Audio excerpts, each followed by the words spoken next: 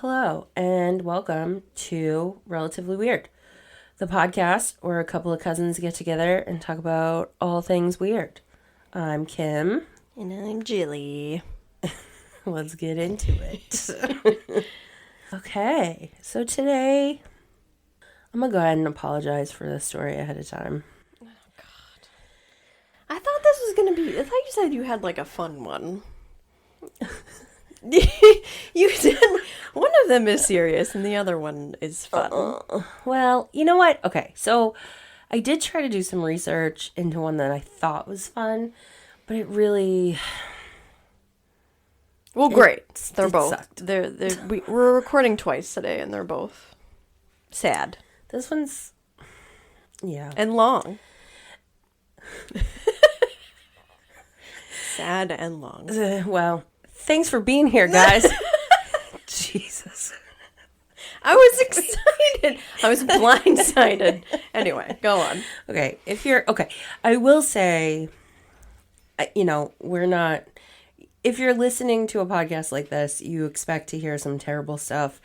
There is some sexual assault. Great. Some involving children, No. but I do my best not to. I really don't go into like details. Okay, but let me tell you why I chose this story. Yeah.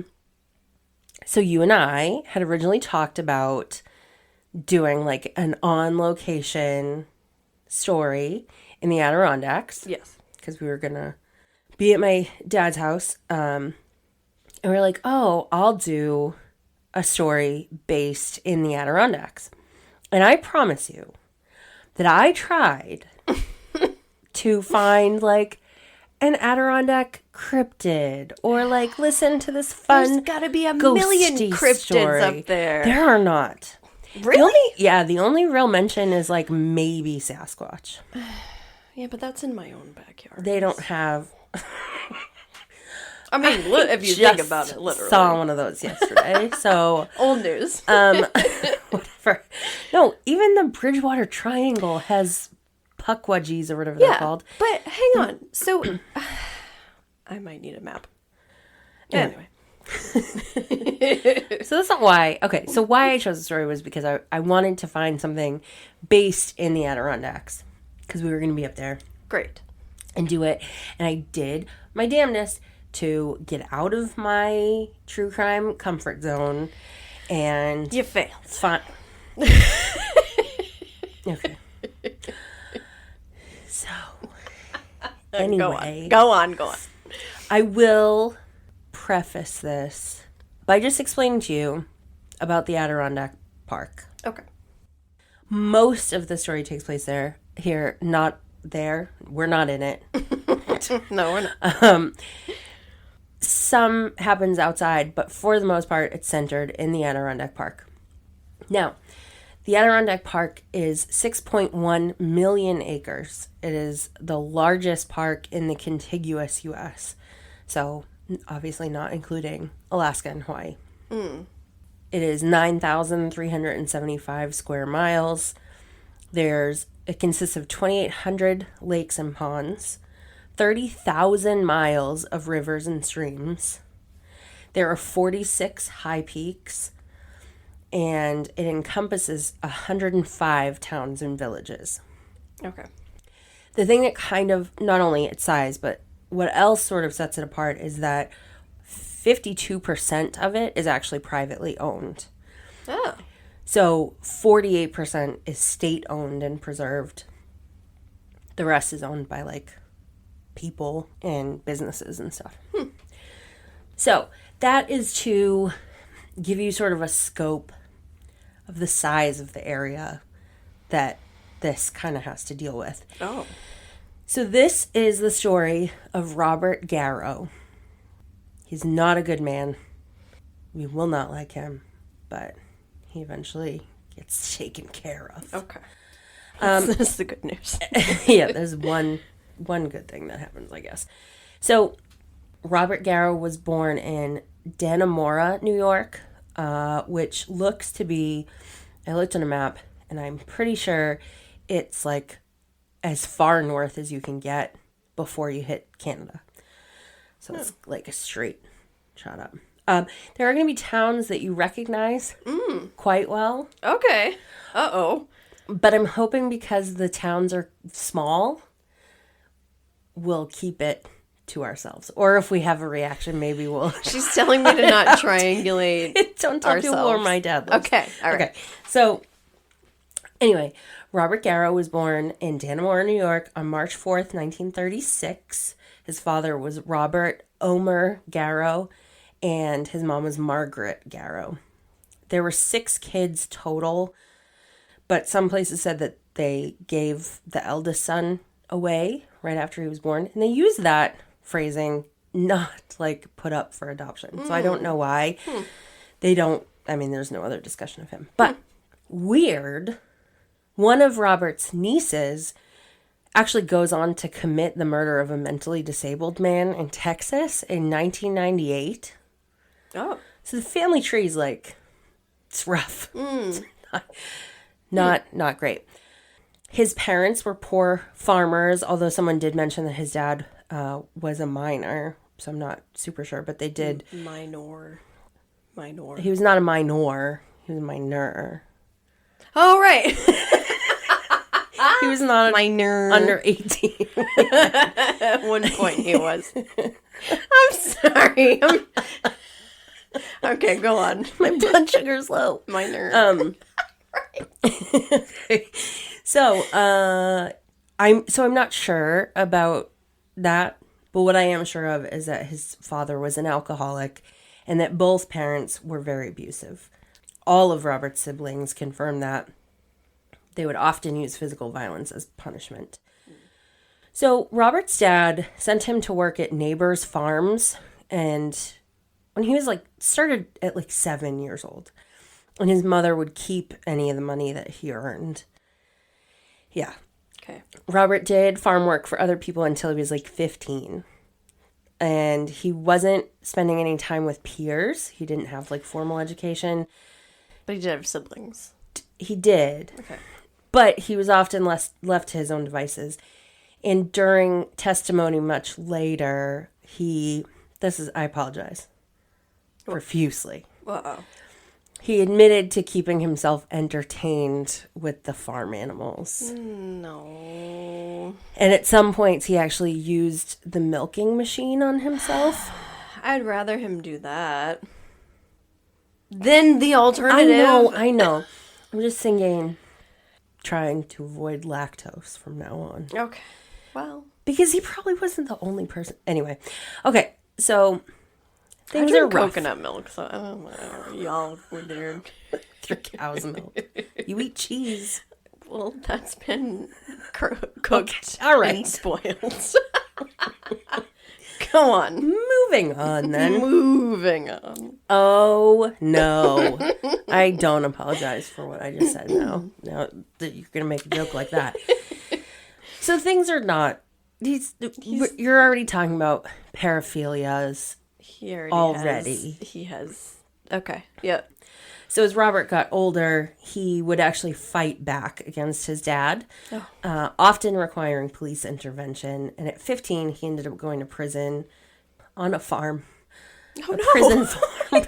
Oh, after a fight with his dad. A prison farm. Okay. I know. No, Probably prison farms. Well, yeah. They do farm work at the one near us. Do they? Yeah, you can actually go and buy. I mean, not to not to hang out, but to buy. I don't know, vegetables and stuff. I've not been, but I'm pretty sure you can go. I didn't know that a little farm stand. Not up on. Yeah. Okay. I mean, I've driven by it, but I've never stopped. I'm sure it's fine. Interesting. So anyway, when Robert got out of that program, he did end up joining the Air Force, which, okay, right, needs some guidance. Unfortunately, he only lasted 6 months before he was caught stealing from a sergeant. It was a great plan. He was court-martialed and spent another 6 months in a Florida prison. Minor. Prison. Oh, God in heaven. Okay. From the Florida prison, he escaped, but he was caught in just a few days. However, this is going to be a trend that we see with Robert. Escaping from prisons. He's a bit of an escapee. So you wouldn't think. Okay, go on. why? I don't know. Like, wouldn't you? Once you're known to escape from a prison, when they be like, "Hey, You know, I don't know. You're gonna feel I didn't that even way. know that it was. You're gonna feel that way. Okay. There are gonna be times where you're like, "What on earth were the people involved in this situation thinking?" Well, it's like that guy who spider walked out of jail. Did you not know? Okay, there was a guy. Okay, side. Maybe this has become a thing. Like, I just have side stories. There was a guy who escaped from a Pennsylvania prison. Now I say Pennsylvania, meaning I don't know what city or town it was. Okay, but you could see the video. He was outside, and he, from like the exit entrance, whatever, he like just shimmied his way up the between the wall, and then he was like missing for a really long time. And he was in for, I think, a violent crime. Ugh. So that took them a while. Happened like a few months ago. But it was on camera? Like, yeah. Well, his escape was on camera, but I don't. Anyway. Oh, okay. I mean, did he do it like that? You gotta try. I don't think he did. I think Robert was a pretty big dude. Oh, all right. Yeah, working on farms and stuff. Yeah. Anyway, as a result of him escaping from the Florida prison, he was sentenced to another year in a Georgia prison this time. Okay. After his release from both prison and, of course, the military, because no thanks, we're all set with you, yeah. He headed back north to upstate New York. So in June of 1957, Robert got married to a young woman named Edith, and they decided to move to Albany. And Robert got a fast food job, as he wasn't really having any luck holding down jobs where they were before.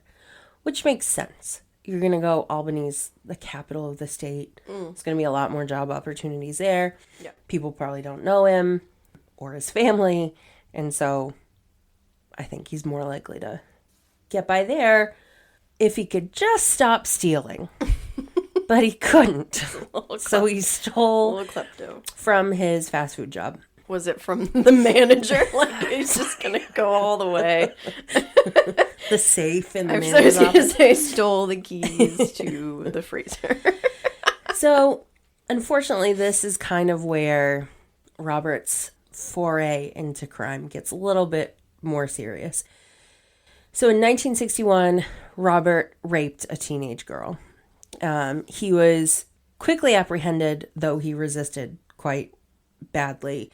He was sentenced to up to 20 years in prison. I think it was 10 to 20 at the Clinton State Prison. Great. 10 to 20 years. That's in New York, too. Yes. Okay.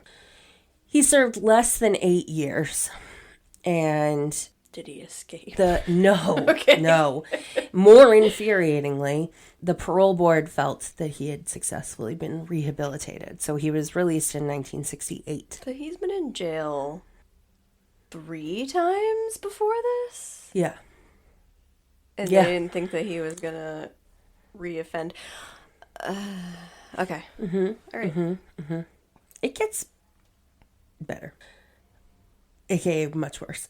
So he's out. He's released. You're a changed man. Great. Robert, again, in later testimony, claims that he actually committed several rapes shortly after his release, many of them children.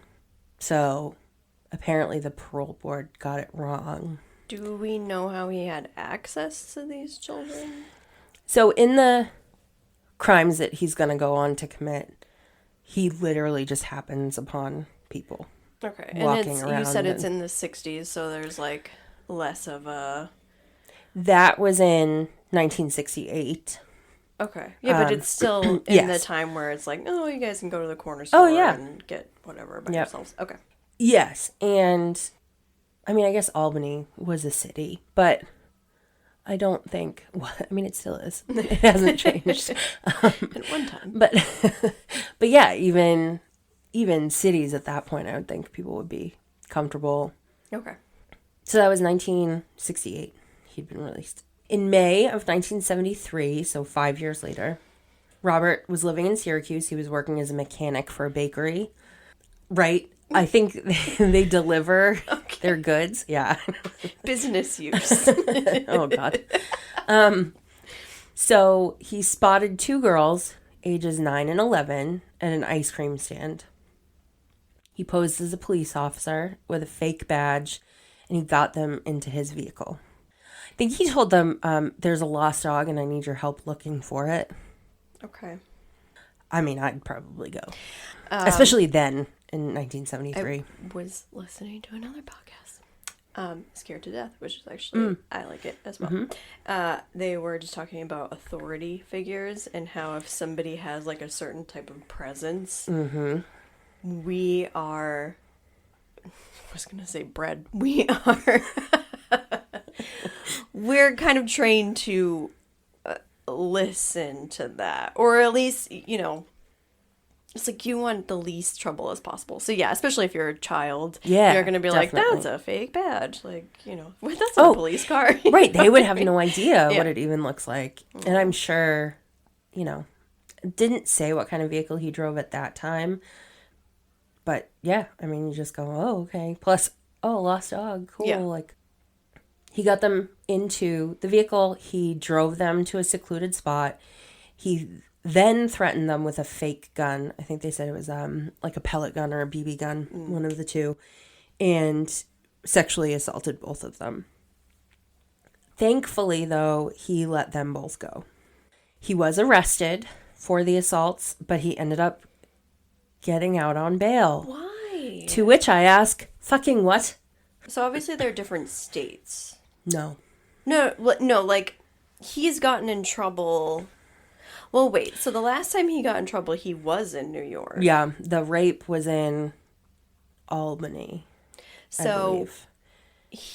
So it's not that they wouldn't share information state to state, but you've already got in trouble for violent sexual crime, and they're letting you out on bail.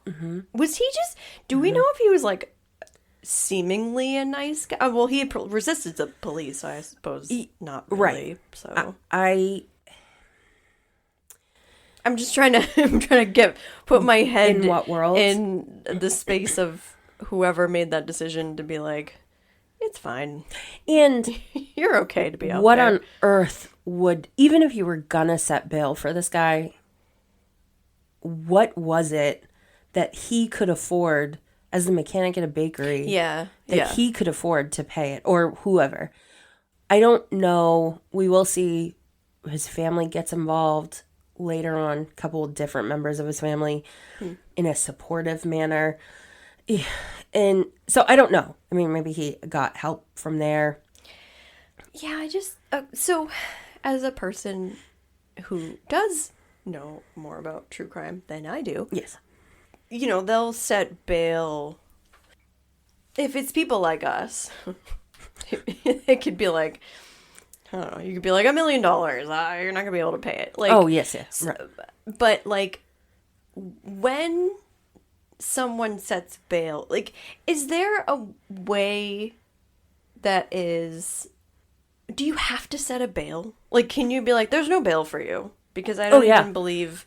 Like, is there... Yes. You know how in the same way that, like, everybody's like, you could just say that person's in contempt of court, but then that kind of...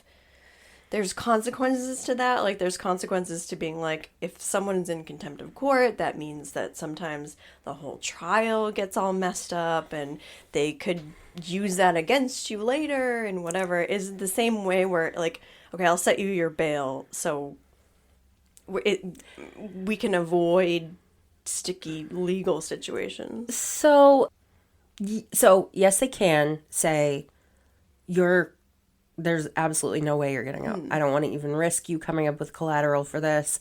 You're in. I think that given the time frame, so it's 1973,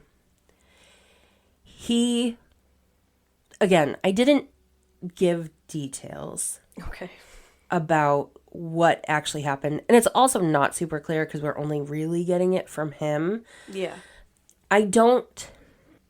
Not that this is not just as fucking terrible. I do not think there was penetration. I think there was touching. And he let them go. So in their mind, it wasn't like you. He's not as quote unquote dangerous. Yeah.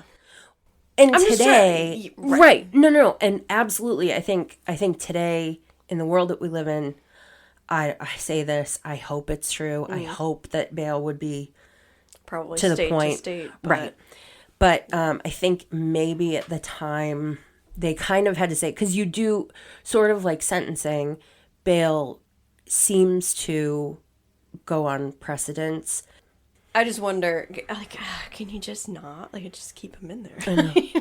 Well, especially when you add the impersonating a police officer, makes it so dangerous, right. I would think. And ultimately, we find out what a terrible, terrible decision it was to allow him out on bail. I told you that when I told you I was going to say a story about it. All right. And it's not 10 minutes long. So, while he's out on bail, so he got out, that was in May. That happened in May. While he's out on bail, on July 11th, which I believe was the day before he was supposed to go to court for the sexual assault of the girls, Robert happens upon Alicia Hawk. Her last name is Hauk, so I think it's Hawk. As he was driving through Syracuse. He said that she was hitchhiking and he picked her up. He also later claimed that they had consensual sex and that she freaked out, quote unquote, and he ended up killing her because he like didn't know what to do. He panicked too. How old is she? Do we know? 16. Okay. But in reality, I think we can safely say he raped and killed this. This was the first murder that we know of? Okay. He buried her body in an area near the cemetery. And just like you brought up, I think he learned at this point that leaving his victims alive wasn't really going well for him. So I think that's why. And 16, I think you can control a 9 and 11-year-old more than a 16-year-old. So he took off after that happened. Of course. But now that means you're jumping bail because you have a court date tomorrow and now you've pieced out of the area. Dumb, though. Because no one would necessarily... Okay, well, I don't know why I'm like, hey, don't do that. Do this instead. So go on. Never mind. We're not on the side of this man. Robert, why are you making your life so difficult? I just feel like that's... Wouldn't you just... Because that raises more suspicion. I'm just saying. I think Robert just doesn't... He doesn't care. No. He wants to do what he wants to do, I think. So, only 3 days after murdering Leisha, Robert found himself in Weavertown, New York, about 140-ish miles northeast of Syracuse. Robert encountered Daniel Porter and his girlfriend Susan Petz. He murdered Daniel and kidnapped Susan. Oh. So, Daniel's body was found 6 days later, and a search was started for Susan. What year are we in now? This is 73. Okay. So as far as we know, Robert kind of stays under the radar until about 2 weeks later. So on July 29th, he came upon the campsite of 4 friends near Wells, New York. Hang on, what was her name? Susan. Miss Petz. Susan Petz. Where is she now? Listen. Well, okay. All right. You're the person who's watching the movie going, oh my God, what happens? But I do that. I'm telling you a story. Okay. So anyway, 4 friends are camping in Wells, New York. So Wells is only like a half an hour from Weavertown. He approached their site with his rifle and he met Phil Dombalewski, Nick Fiorello, David Freeman, and Carol Ann Malinowski. I call them by their first names from now on, just for ease of use. Mm-hmm. Robert guided all of them deeper into the woods, where he tied each of them to a tree so that they couldn't see each other. Phil was stabbed to death almost immediately because his chest was exposed. He has his hands behind his back, and he just stabs him in the chest. So, I don't know if I'm interrupting you too early. Up until now, no, even before that, he was weird about farm animals, but wasn't legally in trouble for that, I suppose. He was a klepto. Mm-hmm. He started to sexually assault people, mm-hmm. then moved on to also killing them afterwards. Yes. And these were all of the assault victims so far were women. Mm-hmm. So you could just be like, okay, well, he's like trying to get his jollies off of these people. Right. But now he has kidnapped like a whole various group of people. How do you kidnap 4 people? I mean, he just threatened them with a rifle. I think you're scared and not, but you're so caught off guard. Yeah. Number one, you're just, it did say that I think it was early morning enough that they weren't out of their tents yet. Okay. So he did approach them in their tent. Yeah. What a fucking nightmare. What a nightmare. Yeah. The thing is, I'm going to tell you how that ends up, but I don't think he got to complete what his intention was. I don't know that we really know what his plan was with this. Okay. Because he kind of gets interrupted. Okay. So he stabbed Phil, and while Robert was busy with Phil, David and Nick were actually able to get themselves free from the trees and took off for town to get help. No, Carol. Yeah, well, I wasn't going to interrupt you, but I was like, no, I know. Okay, go on. In one source never mentions Carol again. But another source said that Robert forced the 4th camper, which would have been Carol Ann, to drive him out of the area once he realized they'd gotten away. Missing, yeah. And he then left her behind once he was satisfied that he had enough of a head start. Carol. It sounds right, like sort of against his MO, but I'm wondering if it was just he was so panicked, like, I have no time for this, I'm just gonna get away. But ultimately, Phil was the only one of the campers who died. So local men came back, searched for Robert, but they only found Phil. But thankfully, they found Robert's fingerprint-covered knife. He did still have the rifle, though. Great. Which is not awesome. So Robert was driving an orange Volkswagen Beetle. Seems awfully easy to spot. Yeah. But it was 1973. I don't know. Maybe. Who knows? My mom drove one of those. Was it orange? Mm-hmm. It was like a rusty red. Oh. Yeah. See? If it wasn't in the 70s, but yeah.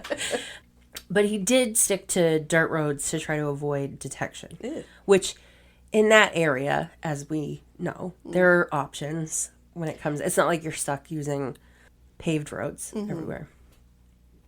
And at that point in time, it was summer, so they're still clear. Any seasonal roads and stuff are still going to be accessible. Yeah, I don't think he would have much luck in the wintertime. But not in a Beetle. No. Not in a Beetle. So he was spotted 2 days later on July 31st by state police. And there ensued a car chase that actually ended up with him crashing the car. But he got away on foot. Okay. State troopers used dogs and helicopters to try to search the area for Robert. But he was very familiar with that kind of terrain. I mean, he grew up in the Adirondack Park. Yeah. And he could fish. It was warm. It was July at that point. It still wasn't getting especially cold. So, this wasn't, I think he could, of all the things he's dealt with, I think places he could have run off. Right. Yeah. The police they have the car at this point. They have eyewitnesses who can identify him and his knife with the fingerprints. So. Anna, he has a record. Well, but here's where they finally knew that the person that they were looking for was Robert Garrow. Oh, because you have to remember, he just jumped bail. True. They didn't know. I think they had suspicions that he was part of Alicia and Susan's stories, but they didn't know for sure. Now that he had left people alive, they knew this is who we're after. Are they doing fingerprints at this point anyway? I mean, you already said that Yes. they were, so... And they have them from his... Multiple. Yeah. Yes. Okay. Times in jail. Robert visited one of his sisters on August 7th. But when she was questioned, she just said, yeah, he'd shown up, but he left.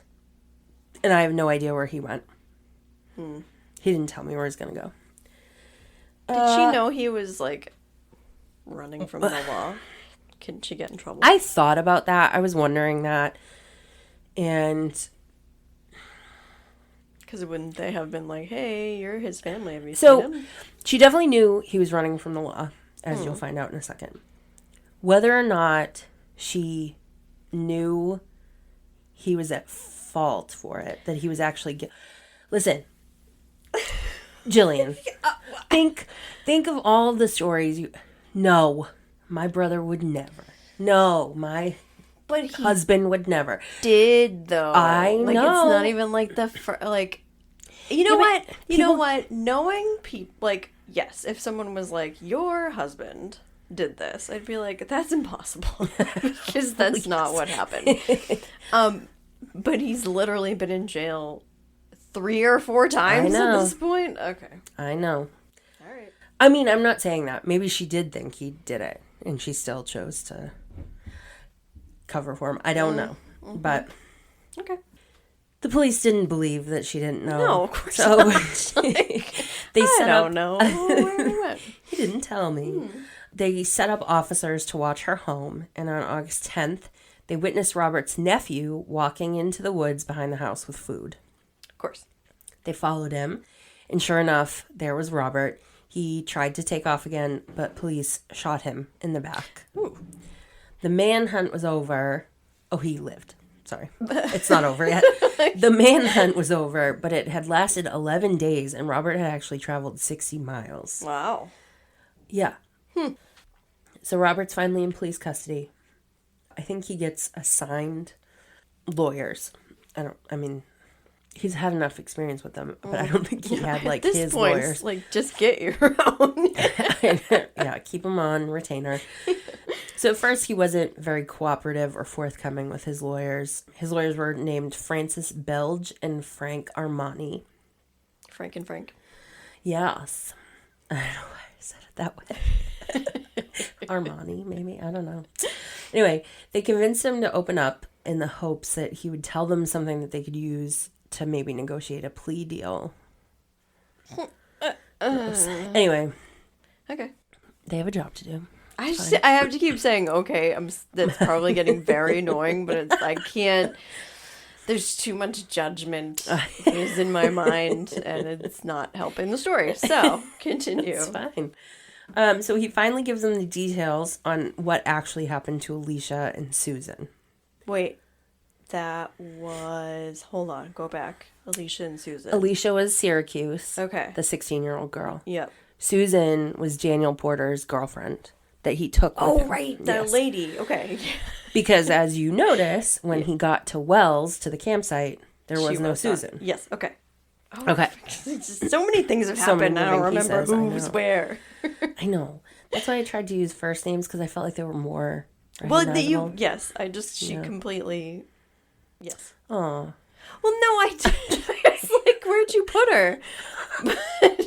Susan. Then you told me another shocking story and I forgot. I know. There's a lot of shock in this.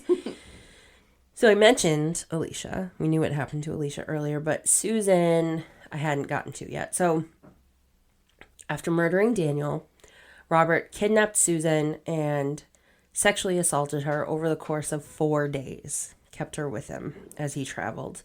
He finally stabbed her to death and left her body in a mine air shaft in the woods in Mineville, New York. It's a little on the nose, but Similarly to Alicia's case, Robert claimed to have gotten into an altercation with Susan, and that's how she got stabbed. I know. Altercation. Listen.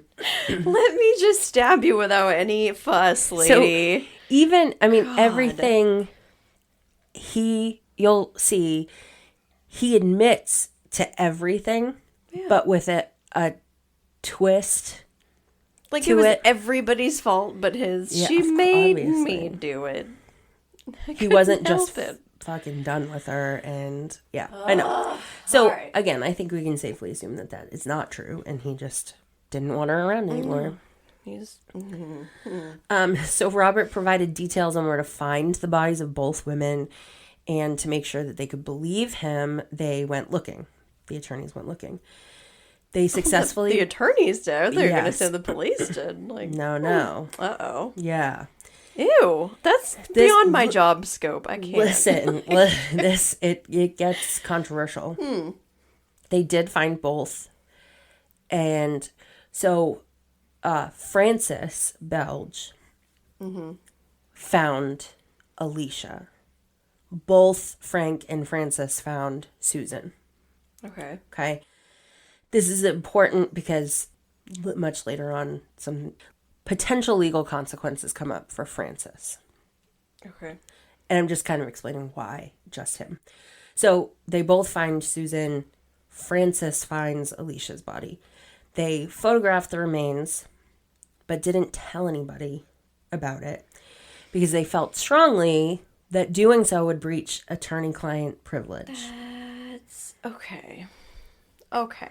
Yeah, it's not... You know, it's a shame because hopefully all sorts of people listen to this podcast and they're probably screaming at us being like, that's not how this happens and this is how this goes and whatever. But as an attorney, when you know the difference between like I would imagine that defense attorneys are like, duh, I don't want to know. Like, let's just don't tell me. La la la. Like, I cannot.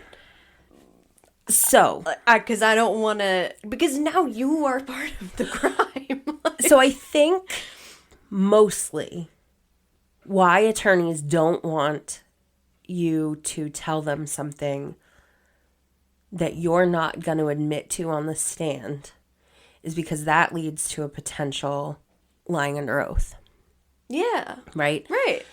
We will find that that's not a concern for anybody in this case, right? So what ended up being interesting, like why I kind of went with the story, even though it's a bummer of a story, not only is it pertinent to us because we're familiar with the area, whatever, the legal ramifications potentially, like the public outcry over something like this is huge. There are families with missing women who want to know what happened to them, and you know exactly. You have the proof, and you're not telling anybody. They ended up destroying the pictures. Why would you take pictures in the first place? But we'll get to all of that. So though they didn't admit to knowing the information for certain, they did approach the prosecutor and suggested that Robert would take a life sentence in a mental hospital in return for information on the two women. But the prosecutor refused. Yeah. Duh. So, yeah, imagine that.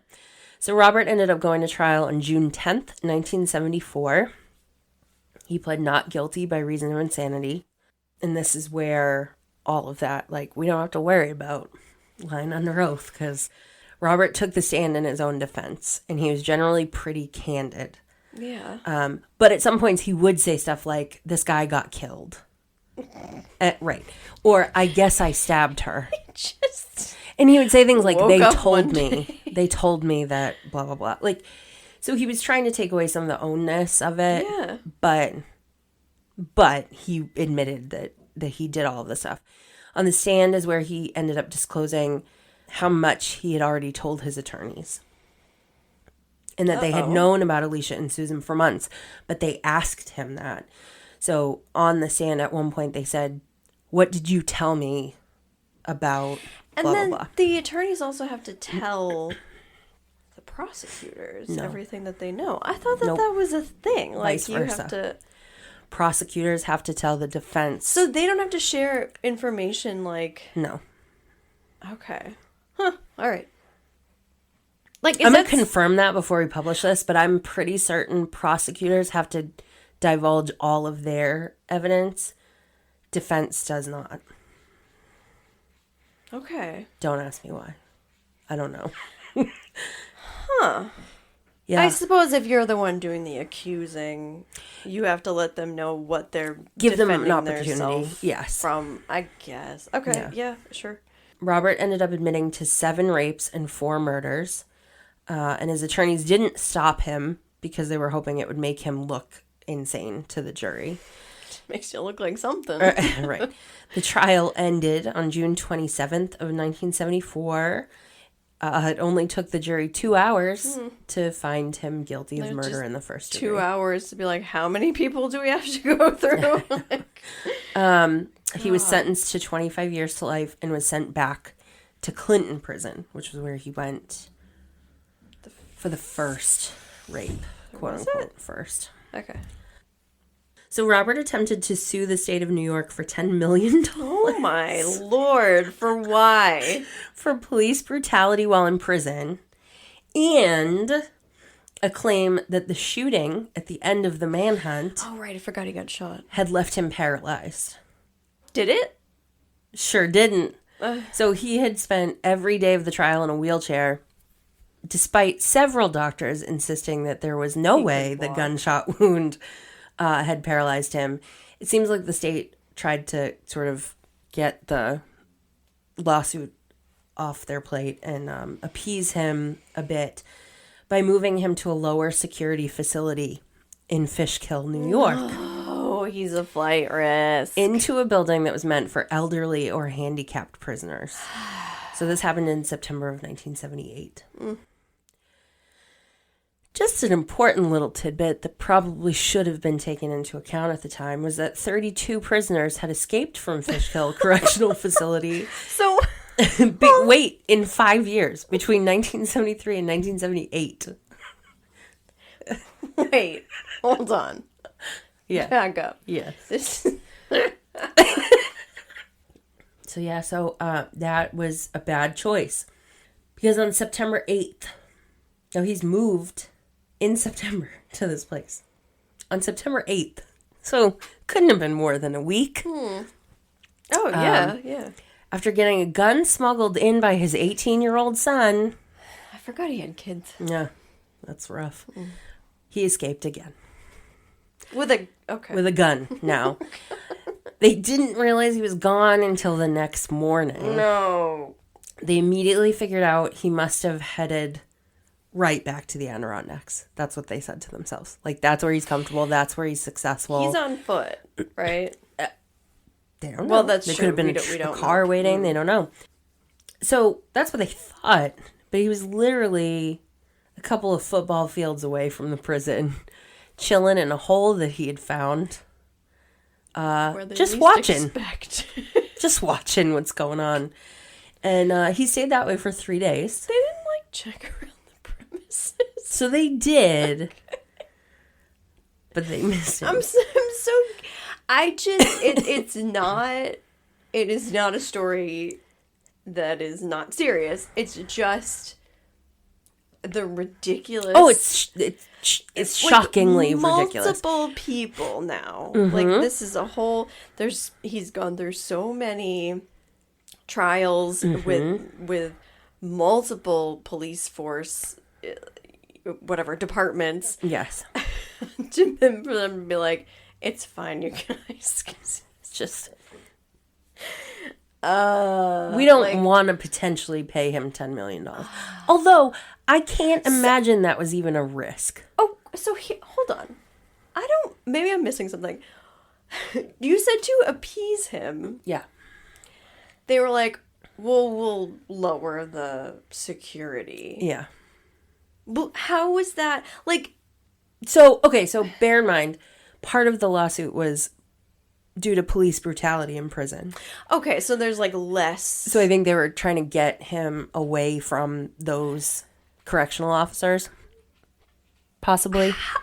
And it's just a theory. Nobody came out and said, like, oh, we moved him because we wanted him to shut up. But that's what people think. You'd be, like, laughed out of, like... You would think, yes. Jury is going to be like, you know what? I know that you raped and killed so many people, but here's and we $10 should million. treat you better. Yes, I know. Oh, okay. Listen, you don't have to tell me twice. Ugh. So, finally, a group of officers searched the nearby area again after a transistor radio was found near the prison walls that they hadn't spotted before. So they had done a search. Radio wasn't there. Suddenly the radio's there. So they're like, Robert, where you at? And they found him.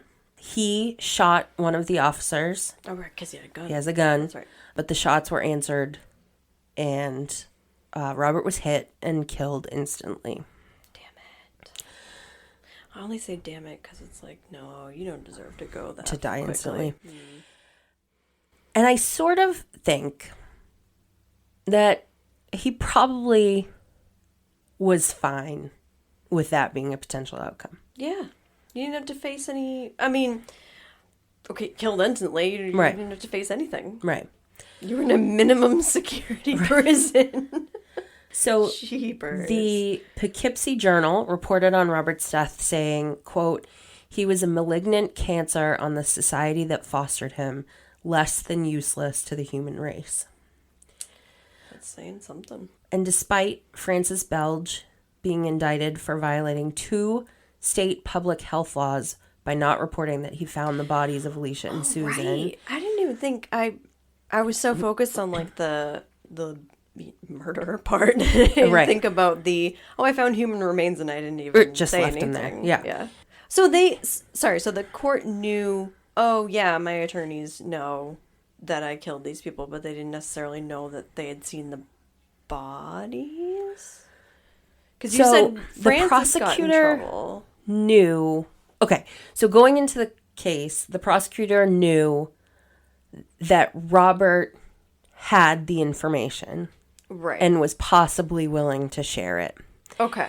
During the testimony, everybody found out that Francis and Frank knew where they were and had all months, the details. You said. Yeah. Yes. Okay. After the fact, they're saying, okay, you knew where these remains were. They had a right to be properly interred. Yeah. It's a public health risk. Oh my God. And one of them is a 16-year-old. Like Francis moved Alicia's skull. He actually moved it to get it in the shot. Oh my God. So he touched it. So, and because Frank wasn't there, I think that's why they didn't go after him legally. Okay. But, so despite all that, and despite ethics complaints being lodged against both of them. Yeah. So the public came out and said, like, oh, but they were legally cleared of any wrongdoing because the court agreed they had a duty to uphold attorney-client privilege. I just have it's like, I know it's legal stuff, which is a little bit different, but it's like, if you go to your physical and they're like, how's your mental health? You're like, well, not great. You maybe mentioned you have suicidal thoughts. They have kind of, what is it called? It's a duty to report or something. Yeah, they're mandatory reporters. Right. Yeah. So I don't, listen, I know the law is different in each state. But. So, there was, because people pushed back and said, okay, so what if he had kidnapped these women and hadn't killed them yet? Right, and they knew where they were. Right. Yeah. So, a law has actually been put into place. Because of this, or as a result of this, yes. Okay. Because people were like, I can't believe you're teaching this to new lawyers. Yeah. Like that this is, because this case gets brought up in law school all the time. So they amended it to be like, unless there is immediate risk of injury to a person. Okay. So if they had been alive, there's immediate risk to these women. You would have to go to the police and say, this is where they are. He told me everything. So still, they would have been fine. at this point because the women were dead. But So is that still the even case? though the Like if if the women were dead, yes, they still could- can. You still can withhold it. But if they had been living, they would have to now. I just feel like so. Sorry. So did you say whether or not it was successful against Francis that they? No, they found him. Right. You said okay. Yeah, they said you did what you had to do. So even I just feel like as the you're fine. family of those people, yeah. I'd be like, so you knew, Yes, you knew where they were, and you said nothing because you wanted to get a payout in case this guy, like I know. I know that it's attorney-client privilege, but there's like a line, like I know. And the only reason you pressed him was so that you could be like, what's the loophole we can get you to? But the other thing is, had they done that, had they turned around and said, here's what he told me, I think technically they still could have been disbarred because they violated attorney-client privilege. So I think they were damned if they do, damned if they didn't. You know what I mean? That's why I feel like lawyers are like, don't tell me. Just so we're going to go with this, and this is what we're going to go with. I know. But also, you have to figure, too, this guy he was being hunted for 11 days. You get this man in front of you. You know he did. I mean, there's no question. So they're probably going, what is the best outcome possible for you? As your attorney, what is the best thing I can do for you? Because you're not getting out. Yeah. The best thing I can do for you is put you in a mental health facility. I really don't.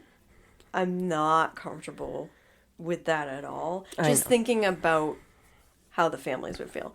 Like you said, the worst had happened.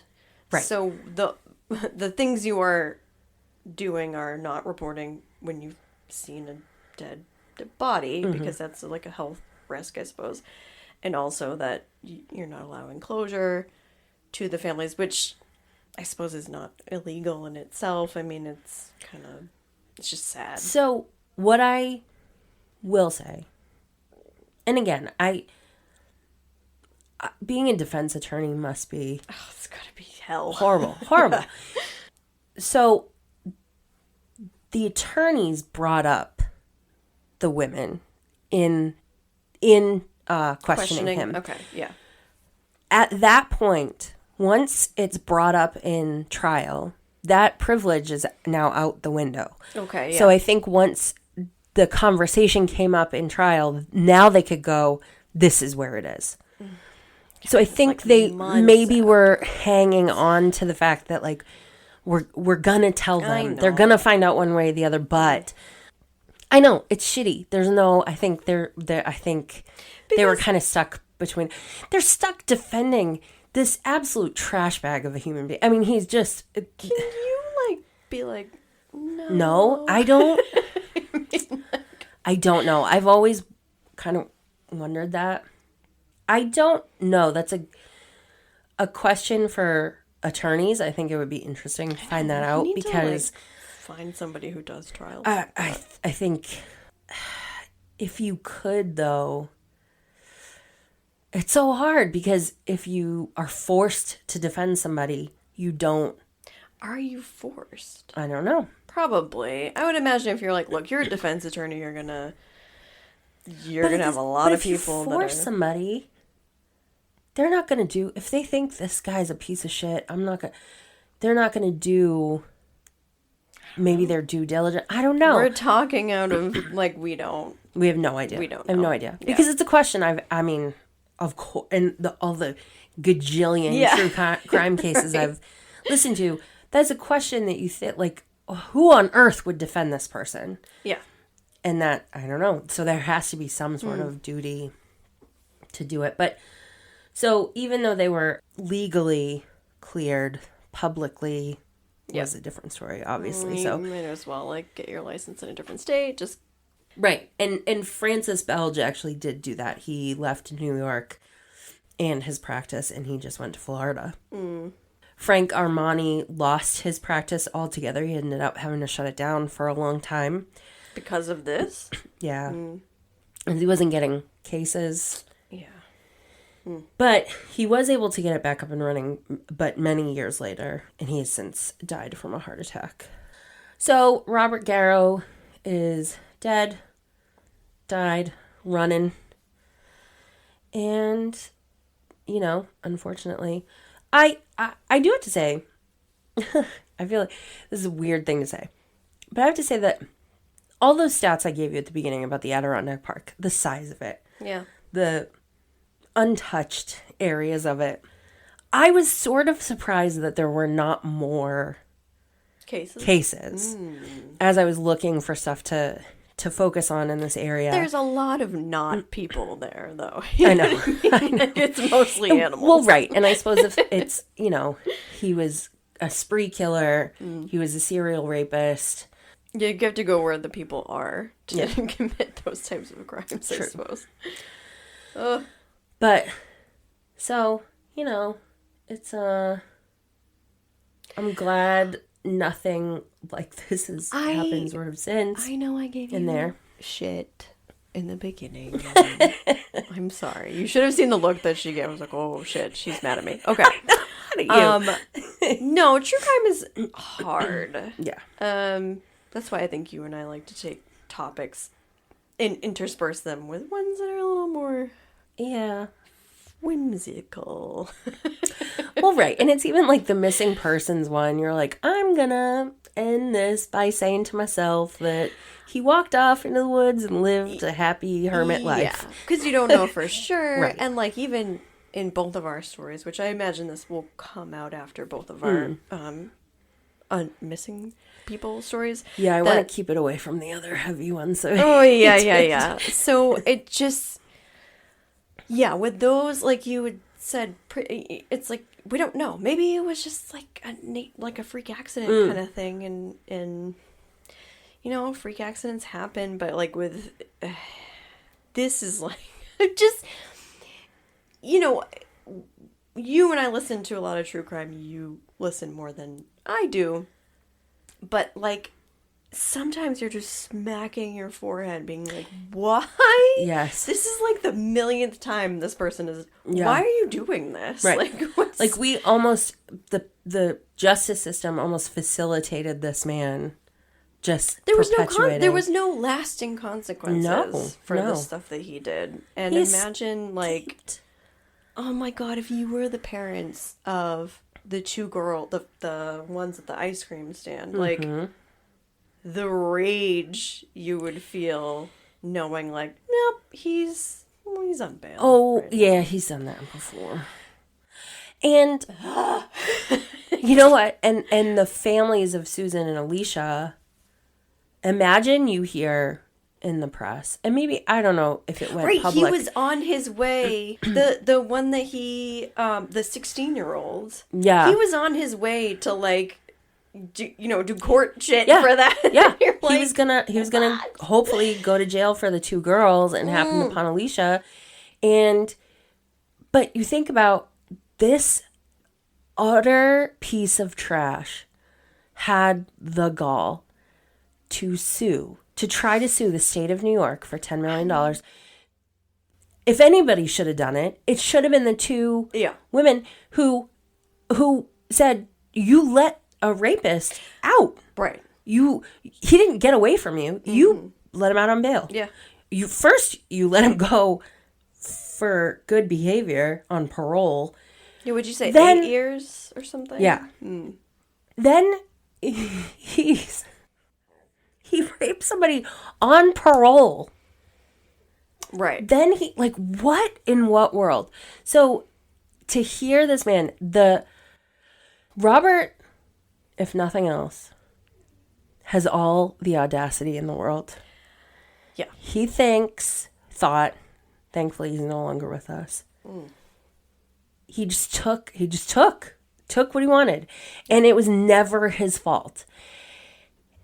And, when we talk about his childhood it was awful. Yeah, and nobody should go through that. But it doesn't make you turn into a murdering rapist. We know people that have had shitty childhoods, and they're great people. Yeah. So, like... It's, Oh my goodness. just... You know what? Anybody who hurts animals, red flag. Oh, Nope. yeah. I mean, well, that's... And again, he admitted all those things on the stand when he was on trial for Phil's murder. Why would you even go into that when I was little? Again, I think they wanted him to. I think they wanted him to just be really like... play up all the awful shit. Yeah. And... I feel like... Oh, listen, if I'm on the jury, I'm like, no, animals, come on. I know. You're not... It backfired. It was not. No. So I don't know if people knew what he was doing. There was never any mention that, like, he was caught on anybody's property doing it. I don't know. I don't know if his family knew. But from the sounds of it, I don't think his parents would have... They probably would have beat the shit out of him and then been like... Don't do it Don't do it again. Yeah, I don't think... It's crazy. Do you think that, like... Okay, you said that his parents were violent, and he wasn't socialized with people his age, at least, outside of the family very much. So, obviously, you're in your little bubble. You're in your violent little bubble. I mean, I wonder how much nature and nurture play into that. It seemed like although the whole family lived that way, so you don't know, like, Right. You know, were they just all made to be... Obviously, not all of them committed murder, but like, you know, when you're developing, is it like you just don't develop a certain kind of empathy after a while because nobody showed you empathy? Like, I think it's goodness gracious. I love or is it a like good nature versus nurture. But is it like a perfect storm where you're like, you're also, I think it's that. You know, like a sociopath, psychopath, whatever. Or sociopath seems more apt for this guy. But like, and yes, your home life is shitty. Yeah. Because, right, like you say, there were, okay, let's say 5 siblings, right, that could be sort of tracked after the fact. And we know that one sister assisted and included her son in the assisting of him. Well, and then his son. And then his son at 18. The thing is, it's hard. Like, I don't know anything about, obviously, his son. But if your parent is in jail, they could tell you anything. It wasn't me. I didn't do it. Of course. And you'd hope to believe them. Right. We also don't know if he treated his kids the same way he was treated, and they were just straight up afraid of him. Who can say? Yeah, it's really. And then the niece. Well, that goes I on to kill. I was gonna bring her up, and that was for money. She was part of a group of like 5 people who killed this gentleman. He was in his 50s.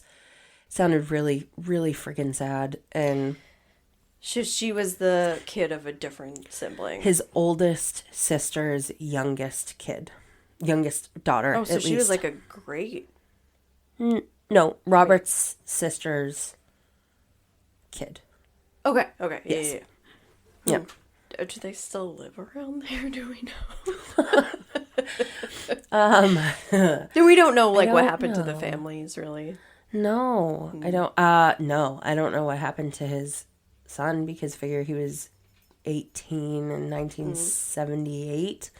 So, I mean, he'd be 64. Okay, he could still be popping around. Yeah. Hopefully further north. Oh, boy. I don't know. You didn't consider that, did you? Listen. It's quiet. It's quiet where we are. It's quiet uptown.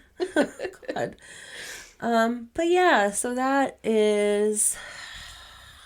No, that was an interesting one. It was interesting. It was definitely weird. A shame. But also, I wouldn't say justice was served, but he can't hurt anybody else, so. Exactly. All right. So that is that on that story. I'll try harder to find something fun. So I know. Here's the thing. Weird stuff. So I think you and I run into the same things where we are carefully picking our topics. Number one, sometimes, we don't have access to some of these stories. Some people will write into a YouTuber or a podcaster, and they will give their permission to have their stories told. And sometimes they're like cryptid stories, sometimes they're not. But when you are searching a general topic, let's just say like a cryptid, you kind of need examples after a while. Yes. So hopefully when we get a little bit bigger of an audience, people can tell their own story or have us tell their own and stories. like ghosty stories and stuff too. I feel that because I mean, again, in looking at the Adirondack stuff, there's a long history in the Adirondacks. Yeah. People, I mean, the park was created in like 1862 or something like that. That might be really wrong, but it was the 1800s. So I was like, maybe there's a great ghost story, but it's just like like you said, you need people to. We need examples. Yeah, I can't just tell you. So it might be haunted. Right. And, you want to come with like maybe a source that you know, or maybe a source that. So, yeah, it's kind of difficult. We will do supernatural topics. Yeah. We just need more time. I know it's hard. A lot of the ones we've done are bummers. Yes. But they're, and to call them weird does feel maybe not dismissive, but it softens something that shouldn't be softened, which is never our intent.